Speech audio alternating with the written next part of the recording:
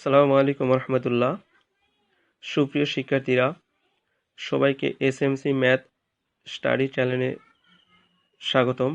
যারা চ্যানেলটি সাবস্ক্রাইব করনি তারা চ্যানেলটি সাবস্ক্রাইব করে নিও। শিক্ষার্থীরা, আজকে আমি দ্বিপদী বিস্তৃতির প্রথম অধ্যায়ের 61 নাম্বার অঙ্ক নিয়ে আলোচনা করব। শিক্ষার্থীরা, অঙ্কটি গতকাল গ্রুপে করতে দিয়েছিলাম, মাত্র 2 জন সমাধান করেছ, জায়েদ কাজী অনিক এবং রাব্বানি। মূলত জায়েদ কাজী অনিক অঙ্কটি সলভ করে গ্রুপে পোস্ট করেছে। তার সলভকৃত অঙ্কটিতে আমি নতুন করে অঙ্কটি সলভ করে দিব না, শুধু কি টেকনিকে অঙ্কটি করতে হবে সেই টেকনিকগুলো নিয়ে মূলত সংক্ষেপে কিছু আলোচনা করব। অঙ্কটি একটু লেন্দি এবং ক্যালকুলেশনগুলো একটু টেকনিক্যালি করতে হয়, এই টেকনিকগুলো নিয়ে আমি আলোচনা করব। শিক্ষার্থীরা, এই অঙ্কটি করার জন্য আমাদের যে সূত্র প্রয়োজন হবে সেই সূত্র হলো, প্রথম সূত্র হলো, আমরা জানি তবুও তোমাদের মনে করে দেওয়ার জন্য বলতেছি, a plus x to the power n এর বিস্তৃতে r প্লাস অন্তম পদ ncr into a two the power n minus r into x to the power r। দ্বিতীয় সূত্র হলো ncr equal to factorial n divided factorial r into factorial n minus r factorial. তৃতীয় সূত্র হলো factorial n equal n into n minus 1 factorial. সুপ্রিয় শিক্ষার্থীরা, আমাদের অঙ্কটিতে দেখো প্রমাণ করতে হবে b square minus 4ac c square minus bd equal to 4a divided 3c।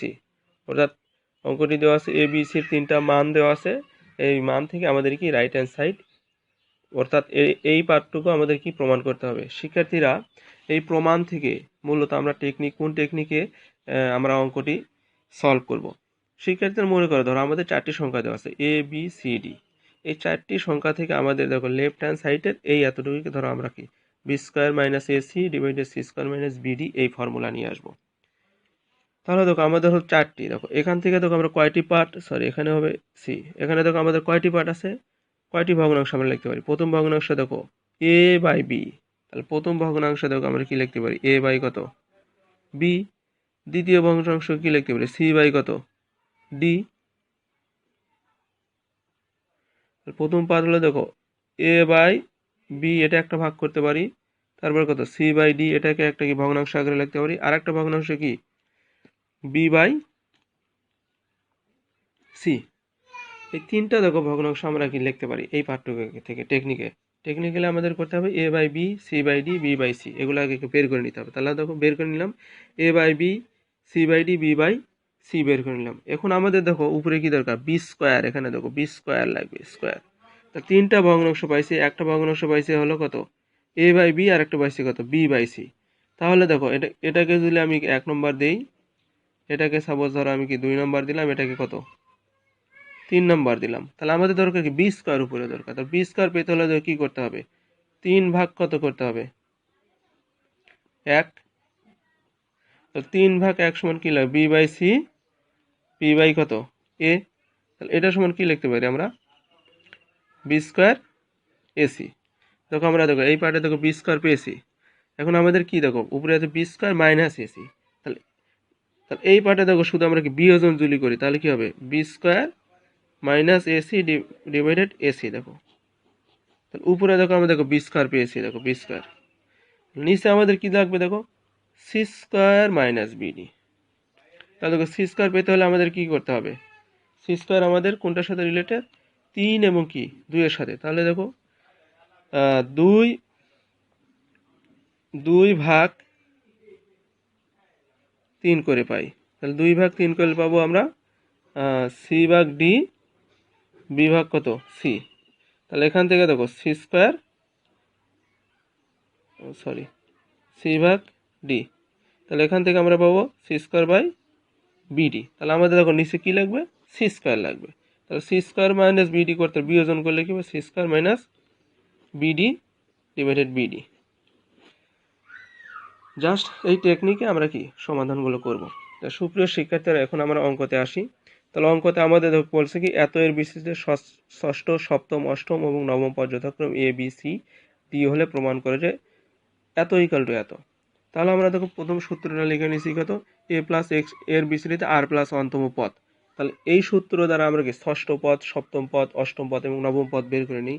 তাহলে দেখো এত এর বিস্তৃতি আর প্লাস অন্তম পদ যদি এন সি আর হয়, তাহলে ধরো ষষ্ঠ পদ ধরো সাপোজ আমরা বের করবো। তাহলে ষষ্ঠ পদের ক্ষেত্রে কি হবে, এত এর বিস্তৃতিতে ধরো ষষ্ঠ পদ বলতে কত, 5 প্লাস অন্তম পদ,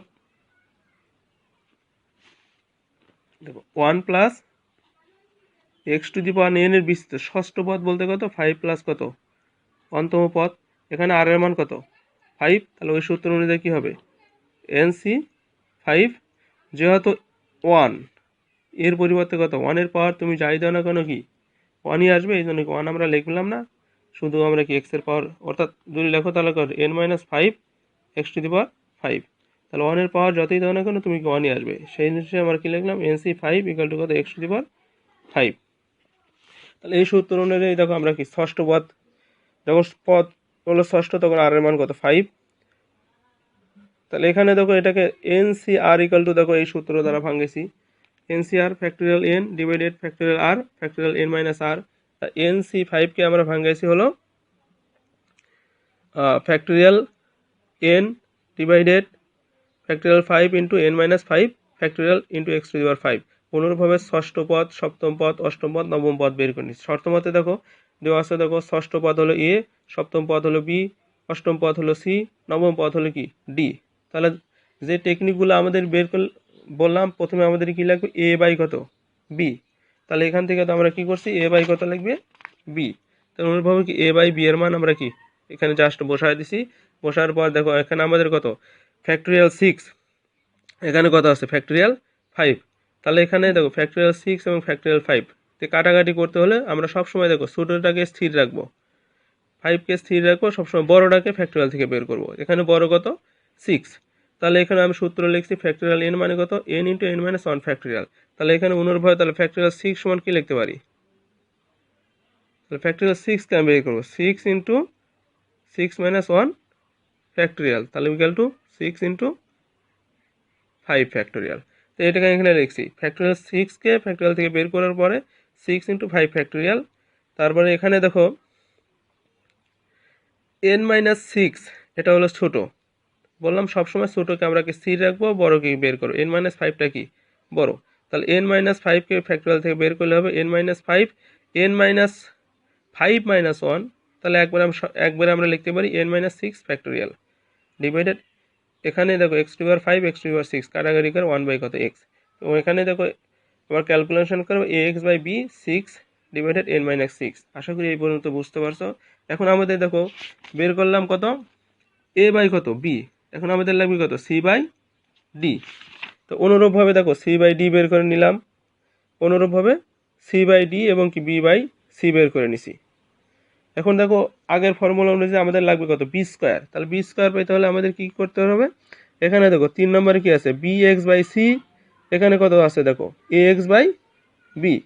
তাহলে বি স্কোয়ার পেতে হলে আমাদেরকে 3 ভাগ কত 1 করতে হবে, 3 ভাগ 1 করে আমরা b square minus b square by ac, অর্থাৎ মানটা কি এরকম একটা কিছু একটা মান পেলাম।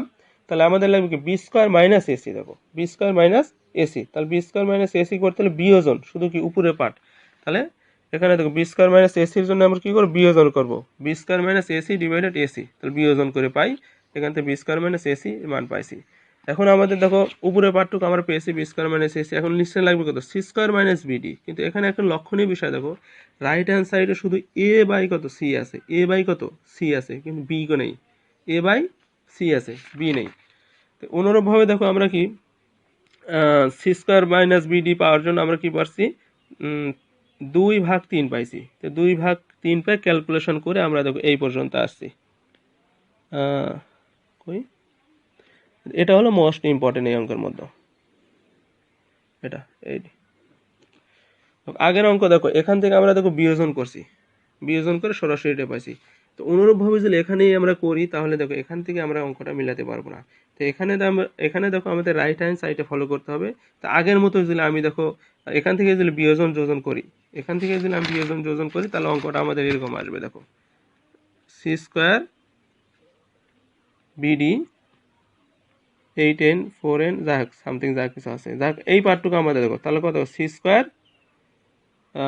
বিডি ডিভাইডেড কত বিডি নিচে দেখো ডিবিডি থেকে যাচ্ছে কিন্তু আমাদের দেখো রাইট হ্যান্ড সাইডে প্রমাণে কত দেখো বিডি কিছু নেই এ এবং কি সি আছে তাহলে দেখো এমনভাবে ভাঙাতে হবে দেখো এটাকে বিয়োজন করলে আমাদের নিচে দেখো বিডি থাকতেছে এই জন্য আমরা কি করছি কি দেখো বিপরীতকরণ করে নিচ্ছি দেখো সি স্কোয়ার বাই বিডি আছে সি স্কোয়ার বাই বিডি কি করছি b square bd by c square করে নিছি নেওয়ার পর এখন দেখো এটাকে আমরা কি বিপরীতকরণ করার পরে বিয়োজন করছি বিয়োজন করার পর জাস্ট ক্যালকুলেশন করছি করার পরে দেখো আশা করি এই পর্যন্ত তোমরা বুঝতে পারবা তারপর আমাদের দেখো কি লাগবে বি স্কোয়ার মাইনাস এসি তাহলে বি স্কোয়ার মাইনাস এসি আমরা দেখো কোন টার্মের পাইছি এটাকে দেখো এটাকে উপরে আর এটাকে আমাদেরকে নিচে লাগবে তাহলে কি 4 ভাগ কত 5 করে পাই 4 ভাগ 5 করে পাই করার পর আমরা কি কাঙ্ক্ষিত প্রমাণটা পেয়ে গেছি তাহলে সুপ্রিয় শিক্ষার্থীরা তাহলে এই অঙ্কতে আমরা কি করলাম প্রথমে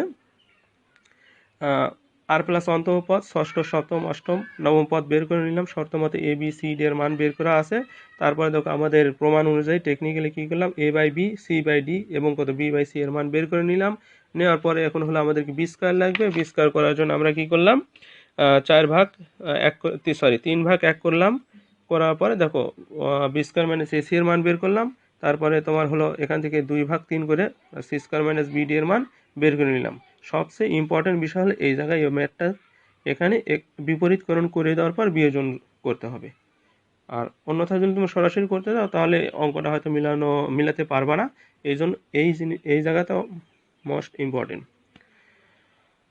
আশা করি শিক্ষার্থীরা তোমরা বুঝতে পারছো অঙ্কটি সম্পর্কে যে কোনো ধরনের প্রবলেম থাকলে তোমরা লাইক কমেন্ট অথবা কমেন্ট সেকশনে জানাতে পারো এবং চ্যানেলটি যারা সাবস্ক্রাইব করনি তারা চ্যানেলটি সাবস্ক্রাইব করে নেব সবাইকে ধন্যবাদ আল্লাহ হাফেজ